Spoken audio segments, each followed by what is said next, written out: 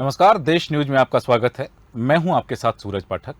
आज हम अपने खास कार्यक्रम में बात करने जा रहे हैं केंद्र सरकार की योजना के विषय में। और यह योजना है प्रधानमंत्री विश्वकर्मा कौशल सम्मान योजना।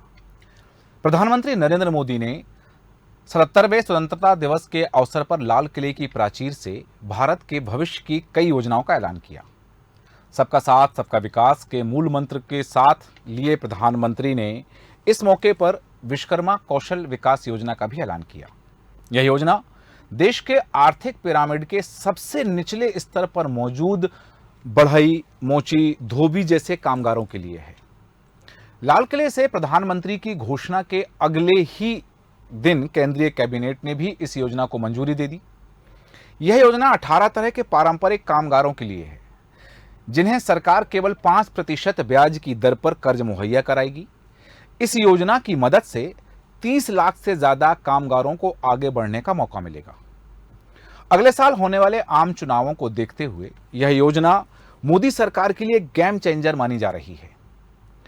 हम आपको बताने जा रहे हैं कि यह योजना क्या है, किसके लिए है, किसे इसका फायदा होगा और आप इसका फायदा कैसे उठा सकते हैं, और क्या यह योजना वाकई में निचले तबके के कामगारों को आर्थिक विकास की धारा में जोड़ने में कामयाब हो पाएगी, और इस योजना को सियासी चश्मे से क्यों देखा जा रहा है। इस पर हम चर्चा करें उससे पहले आपको सुनाते हैं कि क्या कहा है प्रधानमंत्री नरेंद्र मोदी ने इस योजना के बारे में। मेरे प्यारे परिवारजनों, और जब 13.5 करोड़ लोग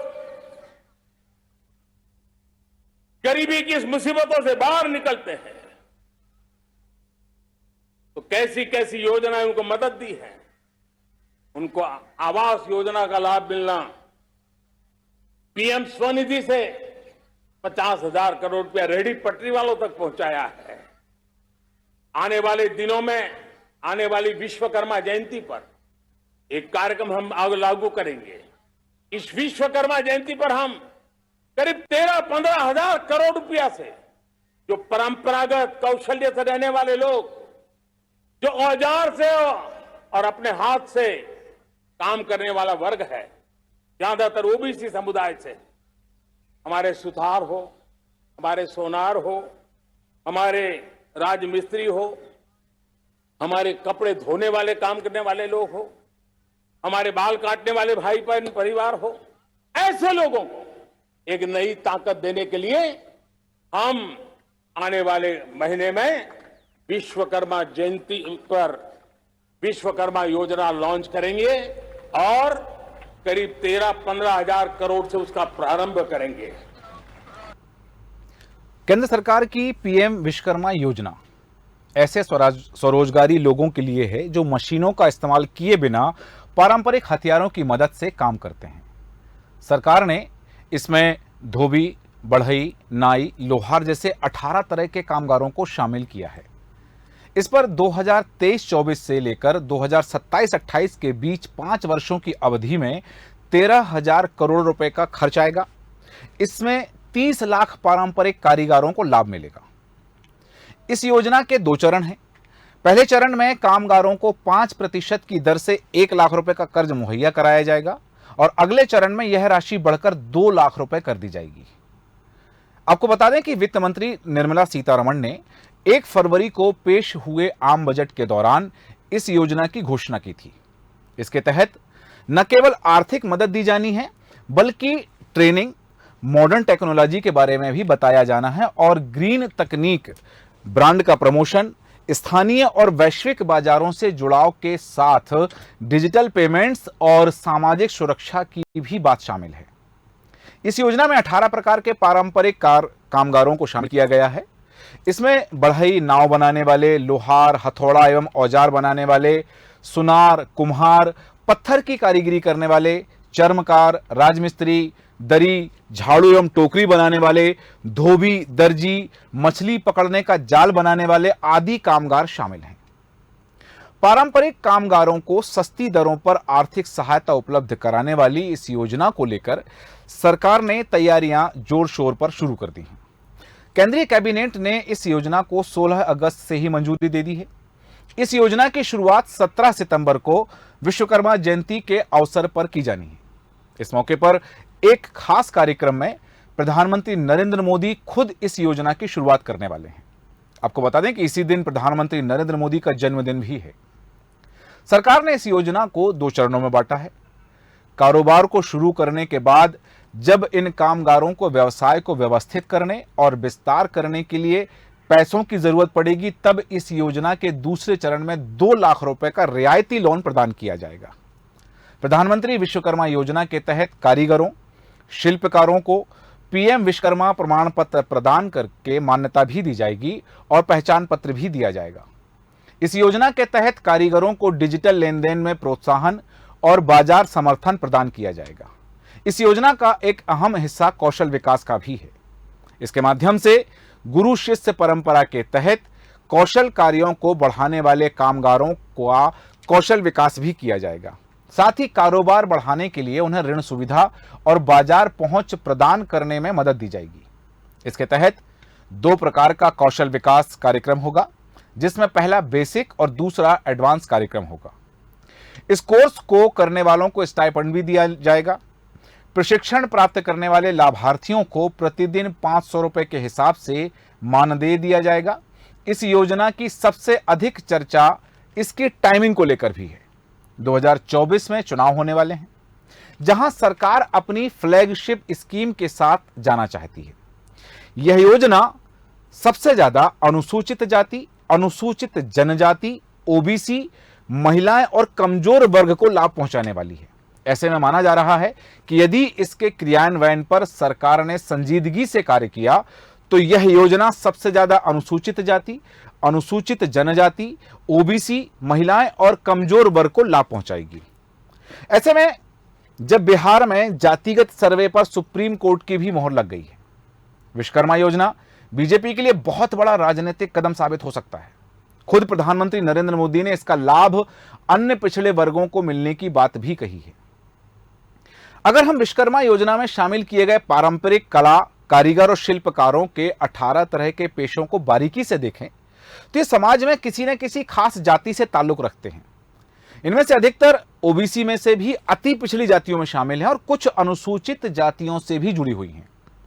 दरअसल विश्वकर्मा योजना का आधार ऐसे पारंपरिक पेशे को बनाया गया है जो आमतौर पर पारिवारिक व्यवसाय से जुड़े हैं। इसमें जुड़े लोग पीढ़ी दर पीढ़ी एक ही तरह का काम करते आ रहे हैं। इनमें से बड़ी आबादी ऐसी भी है जो हाल ही के समय में किसी न किसी वजह से अपने पारंपरिक रोजगार को छोड़कर दूसरी ओर देखने के लिए मजबूर हुए हैं। इस नई योजना के लागू होने के बाद वह फिर से अपने पारंपरिक व्यवसाय की ओर आकर्षित हो सकते हैं। जैसे कि इस योजना का लाभ लकड़ी का काम करने वाले बढ़ई, लोहे का काम करने वाले लोहार, मिट्टी के बर्तन बनाने वाले कुम्हार, आभूषणों का निर्माण से जुड़े व्यवसायी सुनार, दर्जी, नाई, कंस्ट्रक्शन का काम करने वाले राजमिस्त्री, चमड़े के कारोबार से जुड़े चर्मकार, फूल वाला का काम करने वाले माली, बांस बेत से चीजें बनाने वाले, झाड़ू बनाने वाले, कपड़े धोने वाले धोबी, मूर्ति कला में माहिर आदि लोगों को मिलने वाला है। इनमें से कई पारंपरिक पेशेवर समाज प्रभावशाली ओबीसी जातियों के मुकाबले ज्यादा पिछड़ी जातियों के लोग हैं। अगर बीजेपी के नजरिए से देखें तो खासकर उत्तर प्रदेश और बिहार में वह इसी वोट बैंक पर फोकस करना चाहती है। एक बात और भी गौर करने वाली है कि इस योजना की औपचारिक लॉन्चिंग की तारीख 17 सितंबर है, यानी 17 सितंबर विश्वकर्मा जयंती को रखी गई है। भगवान विश्वकर्मा को भौतिक चीजों के सृजन और निर्माण का देवता माना गया है। ग्रामीण अर्थव्यवस्था में बड़ा योगदान देने वाले ये तमाम तरह के पारंपरिक कारीगर और इन कारीगरों के लिए भी विश्वकर्मा जी आराध्य देव हैं। जैसे कि बिहार में तो खासकर बढ़ई जाति के लोग अपना टाइटल भी अक्सर विश्वकर्मा ही रखते हैं। इन सब तथ्यों के बीच सबसे बड़ी बात यह है कि मोदी सरकार इस योजना पर तब अमल कर रही है जब बिहार में जातिगत सर्वे को देखते हुए विपक्षी इंडिया गठबंधन की ओर से दूसरे राज्यों में भी इसकी मांग बढ़ती जा रही है।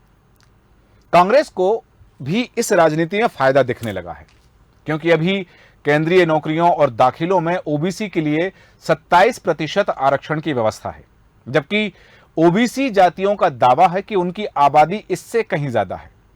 एक बात और ध्यान देने लायक है कि जस्टिस रोहिणी आयोग ने हाल ही में अपनी रिपोर्ट राष्ट्रपति को सौंपी है। इसका गठन मूल रूप से यह पता लगाने के लिए किया गया था कि ओबीसी आरक्षण का लाभ लेने में अभी तक इस लिस्ट में कौन कौन है जो शामिल नहीं हो पाए हैं और कौन सी जातियां पिछड़ी रह गई हैं, क्योंकि इस आरक्षण व्यवस्था का लाभ कुछ प्रभावशाली ओबीसी जातियों को ही ज्यादा मिला है। विश्वकर्मा योजना का फायदा जिन लोगों को मिलने वाला है उनमें से अधिकतर वही जातियां हैं जिन्हें अब तक ओबीसी आरक्षण का पूरा फायदा नहीं मिल पा रहा है। इन सारे पहलुओं को देखने से लगता है कि बीजेपी अपने अति पिछड़े ओबीसी वोट बैंक को मजबूत करने की दिशा में प्रभावी तरीके से और बहुत ज्यादा प्रभाव रखने वाले तरीके से पहल करने में जुट गई है। हालांकि जातिगत जनगणना जैसे कदमों से उसकी कोशिशों पर क्या असर पड़ेगा, इसका अनुमान अभी लगाना कठिन है। केंद्रीय मंत्री अश्विनी वैष्णव ने उनका जो आधिकारिक बयान है उसके मुताबिक विश्वकर्मा योजना के दायरे में शुरू से 18 पारंपरिक कारोबार को शामिल किया जा रहा है। इस योजना का उद्देश्य अपने हाथों और औजारों से काम करने वाले कारीगरों और शिल्पकारों की ओर से पारंपरिक कौशल के गुरु शिष्य परंपरा या परिवार आधारित हुनर को और अधिक मजबूत और पोषित करना है। इस योजना का लाभ पारंपरिक और पारिवारिक हुनर में माहिर जिन 18 तरह के पेशेवरों को शामिल किया गया है उनमें जैसा कि बताया कि बढ़ई और नाव बनाने वाले, मिट्टी का काम करने वाले, सुनार, कुम्हार, नाई, दर्जी, राजमिस्त्री आदि आदि लोग इसमें हैं और उन मूर्तिकारों का नाम भी लिया जा सकता है। ये सारे लोग गुरु शिष्य परंपरा की तरह पीढ़ी दर पीढ़ी पारंपरिक हुनर को सीखते हुए आगे बढ़ते आ रहे हैं। अश्विनी वैष्णव के अनुसार इस तरह से बहुत सारी चीजें हैं जिनकी हमारी रूरल इकोनॉमी, ट्रेडिशनल इकोनॉमी में बहुत बड़ी वैल्यू है। ग्रामीण अर्थव्यवस्था में इनकी आज भी बहुत महत्वपूर्ण भूमिका है। उस बड़े वर्ग को एक नया आयाम देने के लिए विश्वकर्मा योजना को लागू किया जा रहा है। आपको बता दें कि 7 अगस्त 1990 को प्रधानमंत्री वीपी सिंह की सरकार ने देश भर में पिछड़ी जातियों के आरक्षण को 27% आरक्षण देने का ऐलान किया था। सरकारी नौकरियों और एडमिशन में यह आरक्षण तब के पिछड़ा वर्ग आयोग की सिफारिशों पर दिया गया था। तब आयोग के अध्यक्ष रहे वीपी मंडल के नाम पर इसे मंडल आयोग और इससे शुरू हुई राजनीति को मंडल की राजनीति कहा गया। वीपी सिंह के इस कदम से पूरे देश की सियासत हिल गई थी। कहा जाता है कि तब बीजेपी नेता लालकृष्ण आडवाणी ने रथ यात्रा निकालकर इसका तोड़ निकाला था।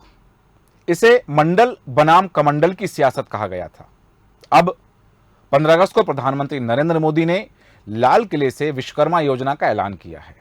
साथ ही कहा है कि इससे ओबीसी समुदाय के लोगों को नई ताकत मिलेगी।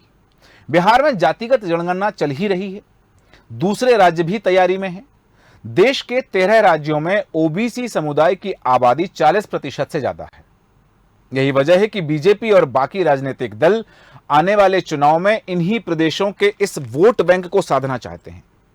6 अप्रैल 2023 को बीजेपी के ओबीसी मोर्चा ने 1 लाख गांवों के 1 करोड़ ओबीसी परिवारों तक पहुंचने के लिए गांव गांव चलो, घर घर चलो अभियान शुरू किया है। केंद्र सरकार 17 सितंबर 2023 को यह योजना शुरू करेगी।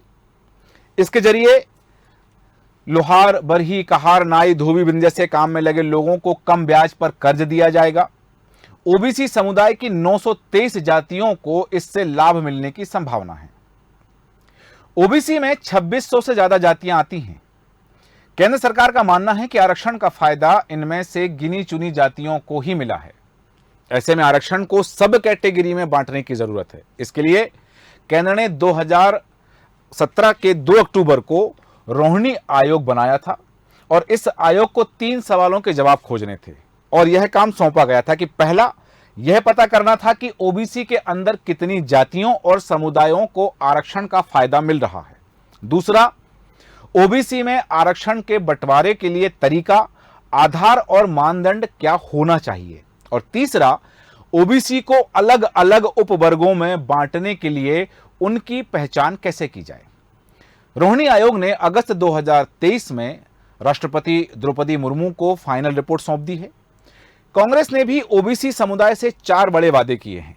फरवरी 2023 में रायपुर में हुए महाधिवेशन में ओबीसी समुदाय को जोड़ने के लिए कांग्रेस ने प्रस्ताव पारित किए थे।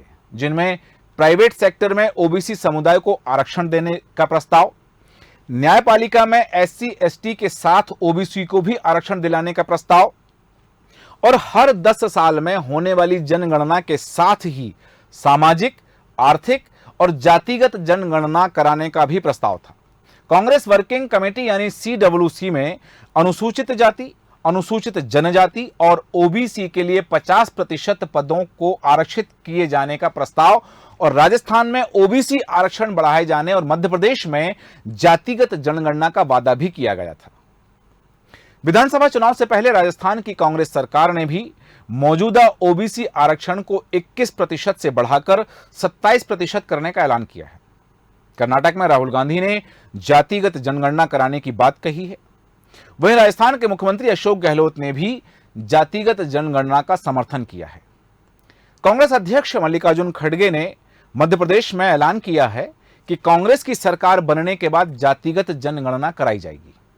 उत्तर प्रदेश में सपा और बिहार में राजद, जदयू का कोर वोट बैंक ओबीसी है। उत्तर प्रदेश में सपा और बिहार में राजद की यादवों पर पकड़ मजबूत है, वहीं बिहार के कोयरी, कुर्मी और मंडल जातियों पर जदयू की पकड़ मजबूत है। इन दलों ने अब जातिगत जनगणना का मुद्दा छेड़ दिया है। बिहार में राजद और जदयू सरकार ने जाति जनगणना करानी शुरू भी कर दी है।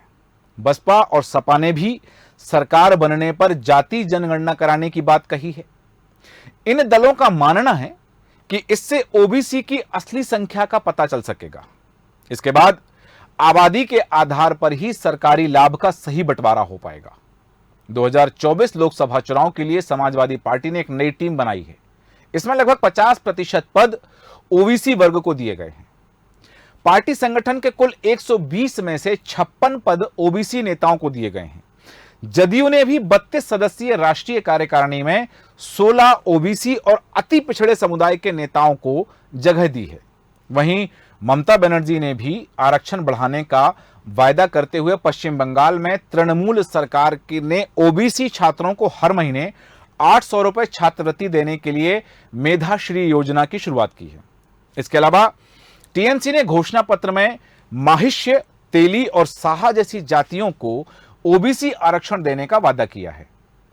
डीएमके ने अप्रैल 2023 में all India federation for social justice का पहला सम्मेलन आयोजित किया था। तमिलनाडु के सीएम एमके स्टालिन इस सम्मेलन के जरिए 20 दलों के प्रतिनिधियों को एक मंच पर लाए। इस सम्मेलन में डीएमके ने केंद्र सरकार से जाति आधारित जनगणना कराने और आंकड़े जारी करने की मांग की। इस बैठक में सभी राज्यों में इसकी निगरानी करने की बात कही गई। स्टालिन ने कहा कि लाखों ओबीसी पद खाली पड़े हैं। ईडब्ल्यूएस कोटा के जरिए पिछली जातियों के अधिकारों को छीना जा रहा है। रेलवे की 2 पटरी की तरह कमंडल और मंडल की राजनीति समानांतर चलती है। अब कमंडल की राजनीति रफ्तार ले चुकी है और रफ्तार पकड़ रही है, तो बीजेपी मंडल की राजनीति से खुद को मजबूत करना चाह रही है। ज्यादातर क्षेत्रीय दलों का वोट बैंक मंडल राजनीति पर निर्भर है। ऐसे में एक और जहां भाजपा ओबीसी को रिझाकर क्षेत्रीय दलों के वोट बैंक में सेंध मारने की कोशिश कर रही है, वहीं तमाम क्षेत्रीय दल, यहां तक कि कांग्रेस भी जाति जनगणना के जरिए अपने वोट बैंक को बचाने की कोशिश कर रही है। 2019 के लोकसभा चुनाव में 44% ओबीसी वोट बीजेपी को मिले थे। इस समुदाय का बीजेपी की ओर रुझान तेजी से बढ़ा है। पहली बार खुलकर भारतीय जनता पार्टी ओबीसी को रिझाने की कोशिश कर रही है। इसकी वजह से बीजेपी के वोट बैंक में गिरावट नहीं, बल्कि उससे फायदा ही होगा। अरविंद केजरीवाल की आम आदमी पार्टी ने जाति और धर्म का भेद मिटाते हुए एक अलग नई तरह की लुभावनी यानी वेलफेयर रिजीम वाली राजनीति की है। यानी अब इसका भी स्कोप नहीं बचा है। दरअसल सरकारों को जो काम करने चाहिए थे वो काम नहीं कर पा रहे हैं। इसी वजह से राजनीतिक दल पुराने मुद्दों की रीपैकेजिंग कर रहे हैं। जैसे उत्तर प्रदेश में मुलायम और बिहार में लालू ने यादव वोटों को अपना कोर वोट बैंक बना लिया है। वहीं बीजेपी ने यादव के विरुद्ध में जितनी छोटी ओबीसी जातियां थीं उन्हें एक करने का प्रयास किया है। इसमें बीजेपी को फायदा भी हुआ है। इस तरह की राजनीति के जरिए अब तक बाल की खाल निकाली जा चुकी है। प्राइवेट सेक्टर में आरक्षण की बात कांग्रेस करती है, लेकिन सत्ता में रहने के दौरान उसने भी इस पर कोई काम नहीं किया। वहीं मिडिल क्लास इस तरह के आरक्षण के खिलाफ है। मिडिल क्लास एक बड़ा वोट बैंक माना जाता है और यह वोट बैंक बढ़ता ही जा रहा है। ऐसे में राजनीतिक दलों को इस तरह का फैसला लेना भारी पड़ सकता है या उनके लिए भारी संकट हो सकता है। कहा जा रहा है कि बीजेपी नेता ये जानते हैं कि उन्हें उत्तर भारत में ओबीसी के यादव और कुर्मी समुदाय का समर्थन बिल्कुल ना के बराबर मिलेगा। ऐसे में बीजेपी इन जातियों के अलावा ओबीसी समुदाय की दूसरी जातियां जैसे लोहार, कहार, नाई, बढ़ई, धोबी, इन सभी को अपने साथ लाने की कोशिश कर रही है। ओबीसी में इनकी आबादी करीब 30% है। यही वजह है कि बीजेपी ने रोहिणी आयोग बनाया और ओबीसी समुदाय को 2 हिस्सों में बांटने का प्रयास किया। बीजेपी का मानना है कि ओबीसी समुदाय की सिर्फ 10% जातियों को 97% सरकारी नौकरी मिल रही है, या 10% जातियों में से 97% लोग ही सरकारी नौकरी में हैं, जबकि इस लिस्ट में 980 जातियां ऐसी हैं जिनकी सरकारी नौकरी में भागीदारी ना के बराबर है। अब बीजेपी की नजर सरकारी लाभ से पिछड़ रहे इन्हीं ओबीसी जातियों के 30% वोट बैंक पर है। हालांकि पूर्व सांसद केसी त्यागी और जामिया मिलिया के प्रोफेसर पंकज चौरसिया अपने एक आर्टिकल में लिखते हैं कि इस बात की कम संभावना है कि मोदी सरकार लोकसभा चुनाव 2024 से पहले रोहिणी आयोग की रिपोर्ट की सिफारिशों को लागू करेगी। इसकी एक वजह यह भी है कि इस रिपोर्ट की सिफारिशों को लागू करते ही सामाजिक न्याय और समानता का मुद्दा एक बार फिर से बहस में आ जाएगा। अब भाजपा अपनी चुनावी रणनीति के तहत यह दांव तो चल दिया है। अब देखना होगा कि पीएम विश्वकर्मा योजना का लाभ ओबीसी को कितना मिलता है और इस योजना का लाभ भाजपा को 2024 के आम चुनाव में कितना मिलेगा। हमारे आज के खास कार्यक्रम में इतना ही। आप बने रहें देश न्यूज के साथ। नमस्कार।